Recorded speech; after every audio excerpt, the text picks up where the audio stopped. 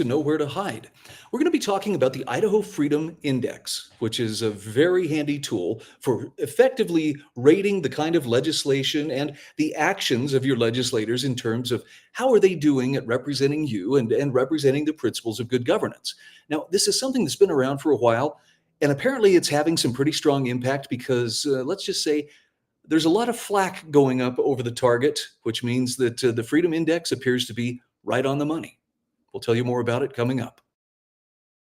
Idaho Press Club are biased all media, newspaper, radio. To be completely blunt here, Brian, and there are plans to expand indoctrination. That's right. Well, Idahoans are also concerned. Horror shot. That line would be moving a little bit farther west. I'm like crying. Nobody wants to see dark money is influencing policy in our state. Well, that's not how this works. Once again, thank you for joining me for Know Where to Hide. My job is not so much to tell you what to think as to encourage you to think clearly and independently, because when it comes to politics, there's a lot of smoke screens, and politicians will always say something and then do something else, but still expect you to believe that really I'm acting in your favor when maybe they really aren't. This is where the Idaho Freedom Foundation's Freedom Index comes in. This is an index that's published following each legislative session, and it rates various bills. And you'll notice it doesn't rate every single bill, but it rates a majority of the bills and rates them on how do they apply in terms of, do they add to the cost of government? Do they add to the scope of government? Do they add to or take away from your personal freedoms? These are things that people who are concerned about the proper role of government rightly should be paying attention to. But again, between politicians who will say whatever they want to say or what they think they need to say in order to garner your vote, and legacy media, which seems to be there to provide cover for some of the less desirable political outcomes that politicians may be pushing for, it can be hard to know what to believe. So in this case, you have a good objective way of measuring legislation, which has attracted apparently some pretty strong opposition. Case in point, I'm going to share with you some excerpts from a great article by Fred Birnbaum, who is an analyst for the Idaho Freedom Foundation, debunking some of the baseless criticisms of the Idaho Freedom Index. Now, apparently there is a gentleman, Mr. Gillis. I'll explain this actually with Fred's words here. A gentleman who's been working with the legislature, Robert Gillis, a retired California law enforcement officer who has moved to the state of Idaho and apparently brought some of that big city thinking with him, and wrote a letter, lengthy letter, very critical of the role that the Idaho Freedom Foundation plays in public policy on Idaho, and condemning their influence on legislation and legislators, and really taking kind of a personal shot at the primary legislative bill rater for the Idaho Freedom Foundation, that being Parrish Miller. Now, I would encourage you, before you believe anybody who tells you, you must hate this person or you must be against this person because I said so, don't allow yourself to be recruited into somebody else's crusade until you've done your own homework. That's probably sound advice. Otherwise, you're just, somebody else's dupe. So let's talk a little bit about, with the help of Fred Birnbaum, what exactly Robert Gillis has against the Freedom Index and those areas where he may be misrepresenting some of those things. Now, Fred says Gillis, by his own admission, has only worked with the legislature for a couple of years. Now, to his credit and ours, he says Gillis does offer a lengthy list of policy items that IFF supports that he thinks are reasonable and rational. That involves education, protecting children, lower taxes, property rights, critical race theory, the Second Amendment, more conservative spending, and the advocacy of less government involvement in the lives of everyday Idahoans. I mean, that sounds like pretty standard conservative stuff there. And Fred says, that's a nice list, Robert. We'll take it. But here's where Robert goes a little bit off the rails in his criticism. Fred says, unfortunately, Gillis segs into a lengthy diatribe about the Idaho Freedom Foundation being soft on law and order and crime-related policy. Now, this could just be through the eyes of a guy who's been trained as a law enforcement officer to see everything in terms of law and order. But he pins his displeasure or his disagreement on how IFF rates bills and who rates the bill. In other words, our bill rater, Parrish Miller, Idaho Freedom Foundation's longtime Freedom Index analyst. Now, Parrish is not some man behind the curtain, says Fred. He says, he uses metrics the IFF has long used, and that you can actually click in the article. If you go to IFF, or actually idahofreedom.org, you can see this for yourself. They also have a spending and education index, but those weren't the focus of the letter. So here are some of the specific reasons that Gillis was going after the Freedom Index. Fred Birnbaum says, as the index has gained more influence and is used to push back on big government and cronyism, the criticism has grown. You can understand why, right? It's a lot harder to gaslight or otherwise hide your actions as a legislator when you have a metric, again, an objective metric to measure what they're actually doing and not just what they're saying. And as Fred says, you're over the target when you get hit with a lot of flack. And by the way, other groups promote legislation and have legislative scorecards, including the Idaho Association of Commerce and Industry, better known as IACI. For some reason, they don't seem to get as much criticism. Why is that? Are this because they're only doing the right thing? No, it's probably because they're not threatening to upset business as usual in the State House. Now, Gillis also mentions a common refrain from critics that conservative allies vote for bills because they're more worried about their scores than the content of the bills. Now, Fred says not only is this offensive, but it misses why our ratings actually matter. And is Gillis promoting the notion that only our organization takes position on legislation and then follows through?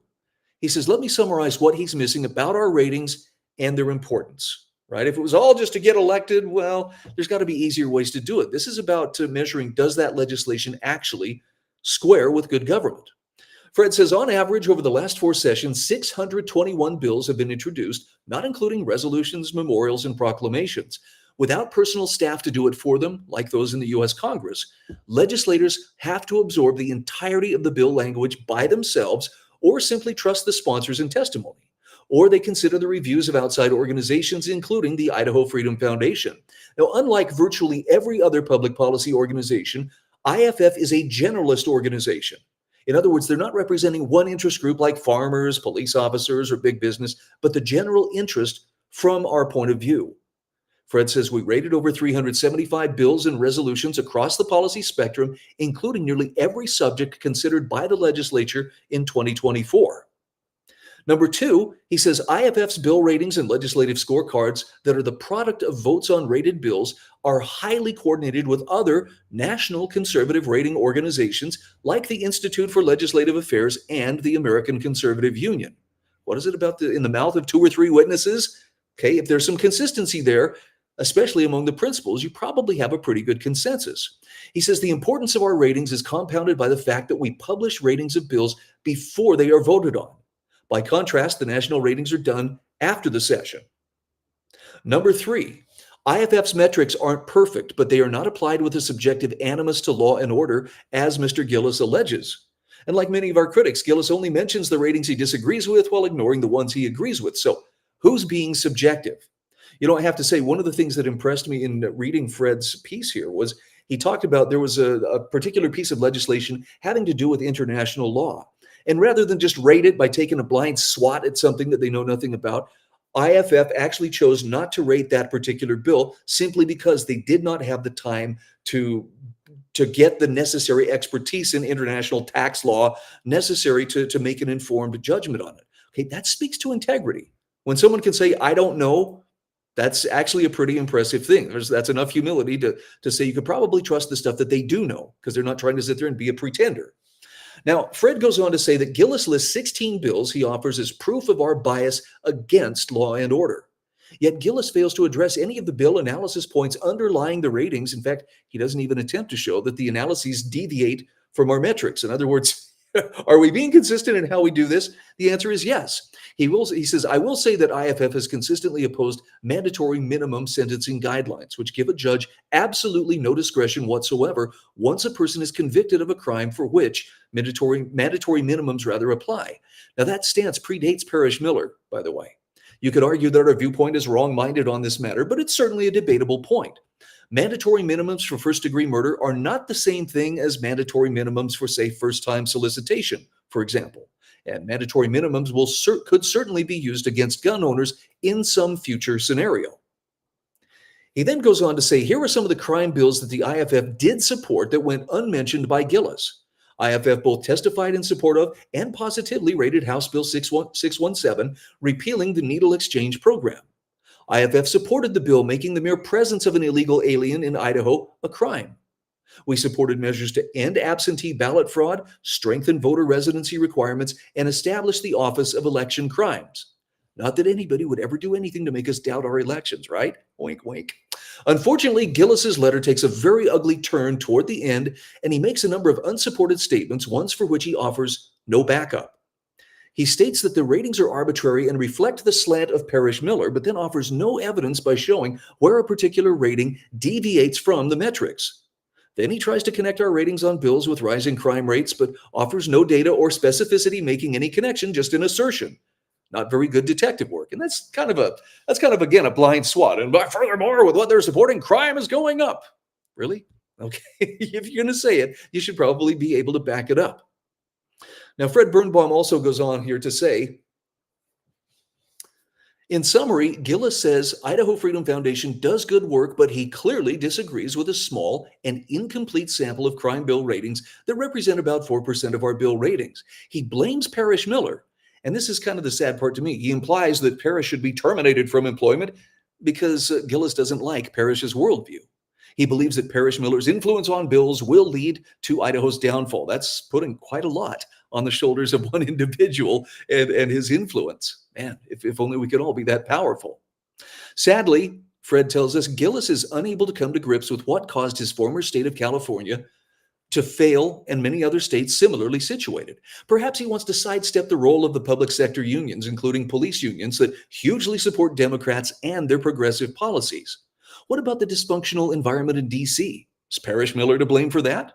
The overarching problem is that Gillis implies that Idaho will follow a state like Oregon, and he simply mentions drugs and crime as if that's the sum total, of the problem with states like Oregon. Now, here's how Fred wraps it up here. He says, yes, we are more selective about supporting crime legislation or any legislation than Gillis, but we hardly fit the image he seeks to portray. There are many bad laws written, and for proof of that, just comb through the bills each session and note how many of them are correcting previous legislation. It's a good point. A careful review of proposed new legislation is warranted. IFF has reviewed and rated thousands of bills over the decade that Fred has been associated with this organization. And he says, we would never expect people to agree with all of them.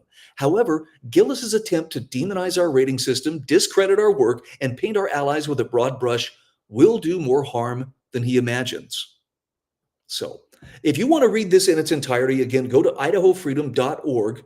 You'll find Fred Birnbaum's piece in there. Something else you can do is you can actually get yourself a copy of the Idaho Freedom Index for 2024.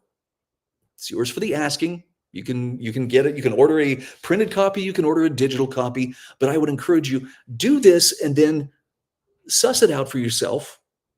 Anybody who tells you, well, you're not smart enough to do this. You're not a lawyer. You're not a legislative analyst or whatever. You're a citizen.